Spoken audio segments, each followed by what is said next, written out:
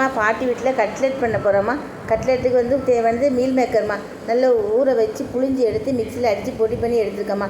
அது கூட ஒரு உருளைக்கிழங்கு அவிச்சு எடுத்துருக்கம்மா. அது கூட வெங்காயம், பச்சை மிளகா, கருவேப்பிலை, மல்லி இலை போட்டுக்கோங்க. அப்புறம் வத்தப்பொடி, மஞ்சப்பொடி, சிக்கன் பொடிமா எல்லாம் போட்டு ஒன்று போல் நல்லா விரவி எடுத்துக்கோங்கம்மா. நல்லா விரவி ஒன்று போல் வடை பதத்துக்கு நல்லா உருட்டி சுடக்கூடிய அளவுக்கு வடை பதத்துக்கு விரட்டி எடுத்துக்கோங்கம்மா. அப்புறமேல் ஒரு சின்ன பவுலில் மைதா மாவு போட்டிருக்கேம்மா. மைதா மாவு போட்டு அதை நல்லா கொஞ்சம் தண்ணியாக கலக்கி வச்சுருக்கேன். அதில் நம்ம சேர்த்து வச்சுருக்க கலவையை அது மைதா மாவில் முக்கி எடுத்து அதுக்கப்புறமேல அதை ப்ரெட்டு நுணுக்கி வச்சுருக்கோம்மா.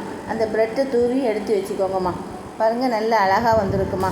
மக்களே, லைக் பண்ணுங்கள், ஷேர் பண்ணுங்கள், சப்ஸ்கிரைப் பண்ணுங்கள். பார்த்தோன்னே சாப்பிடணுன்னு ஆசை வருதுமா. நல்லா இருக்குமா, டேஸ்ட்டாகவும் இருக்குமா. பாருங்கள், எண்ணெயில் போட்டு செவக்க எடுத்தாச்சு. ஒன்று போல் செவக்க எடுத்தாச்சு. பாருங்கள், சாப்பிட வாங்கம்மா. நல்ல ருசியாக மணமாக இருக்குமா. நல்லா இருக்கு பாருங்கள், வாங்கம்மா.